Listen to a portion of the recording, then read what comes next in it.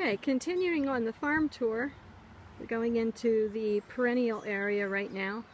There's sunchokes, Jerusalem artichokes, that are starting to take over a little bit. I heard they are, or can be, invasive, and so they're going to have to be knocked back a little bit.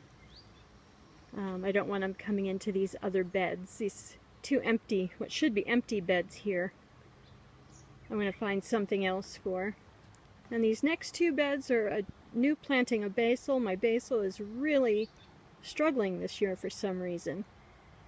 And we have some gladiolas I put in a couple years ago just on a lark, and so far they've overwintered for I think 2 or 3 winters. And behind those is some horseradish. And then my big fig experiment. This is Celeste. My plan is to trellis these low on these bamboo poles. And here you can see I've started trellising this one, but I had some dieback on it. So I'll have to try again and maybe find a better way to protect them over the winter. But the theory is that if you trellis them low and prune off anything that stands up, then they're easier to protect for the winter, because they're barely winter hardy here, and only on a relatively mild winter will they not die back to the ground without protection. This mess here is supposed to be my flower block. Unfortunately, that first part was in bulbs and has just been overrun, and I think that's going to have to come out completely. You can see a lily there trying to be seen above everything else. But flowers aren't my primary focus, and so this is really last on my list of priorities of things to take care of and deal with. But I do have some really beautiful butterfly weed right here, this orange flower.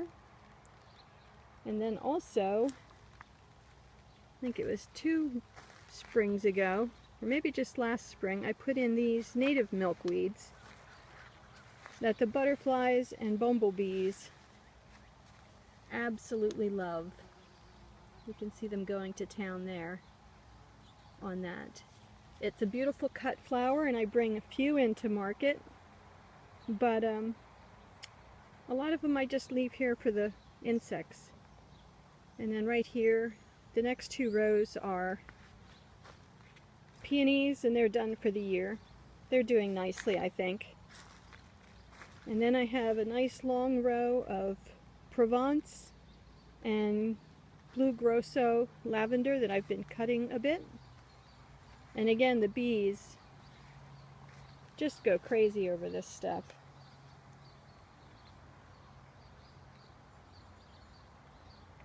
Very active on it, so I don't mind not cutting all of it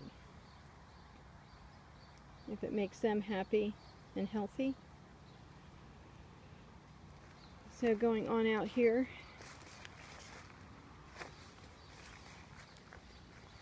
I have a couple of pear trees. Oh, missed the quince tree. Right there's a quince tree. It's been here for a few years, and I've gotten some nice fruit off of it, and it looks like it's going to be very fruitful again this year. Very pleasing. And the pear tree, I've got 3 of those out here. And then, amazingly, I had some Stevia here last year, and it came back. It's supposed to be a tropical plant. It's not supposed to be winter hardy. Somehow the roots survived. Happy accident. Then I have some plum trees, and I think you can see, if I can get in here, how completely loaded down these trees are with plums. And I should have thinned them, and I never got to it.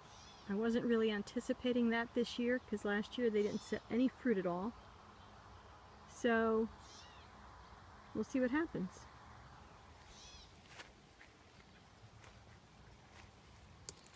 And then I have some figs that I planted several years ago, and I do very little for them. I don't protect them at all in the winter, and typically they die back completely to the ground and then come back. And there are some here, a nice big thistle. There are some here that are setting fruit. You can see that amidst the, right there, amidst the dead wood and the green wood.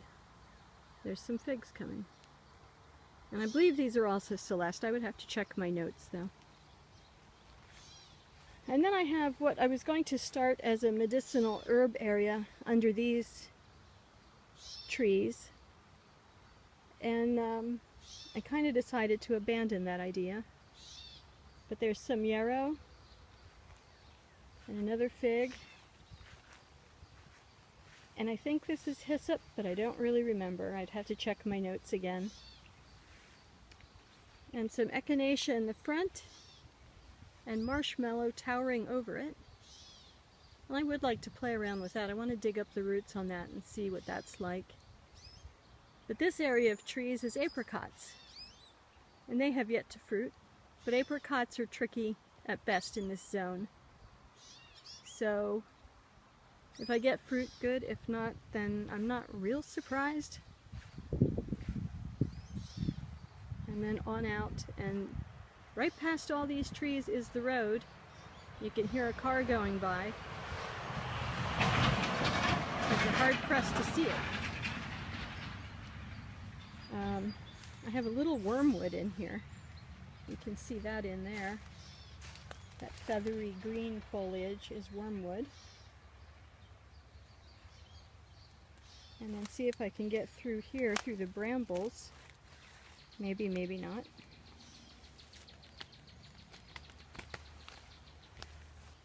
Okay.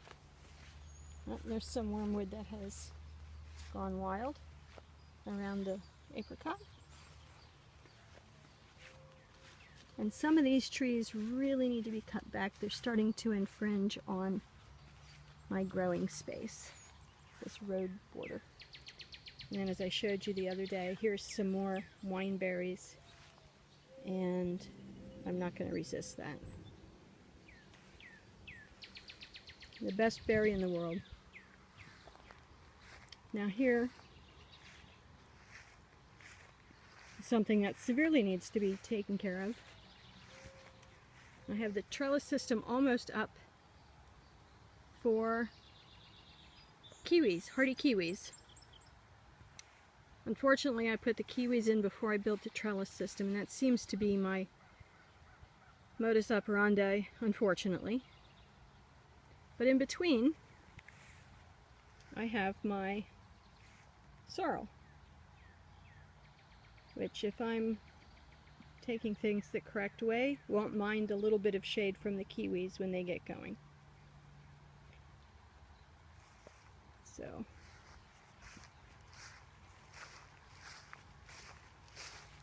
and right up here, I have one more plum in front of this bed of sorrel. And that was to pollinate, to cross-pollinate the other bed of plums. This is a purple gauge plum. And these over here are the green gauge, and they didn't fruit last year, and I thought it's because there wasn't a pollinator. But apparently they were just a bit too young. Now they're fruiting, and everybody's happy. Here is a bed of rhubarb, and just past it you can see the greenhouse and the fig experiment. And then a huge ferny stand of asparagus, which I'm letting go in order to build strength for next year. Those first two rows are several years old, and then I've got about 5 more rows that were just started last year, so they aren't nearly as far along. And then there's the horseradish and the sunchokes from this side. So that's it for today. Thank you. I've got 1 or 2 more areas to show you, but that'll be another day. Thanks a lot. Bye.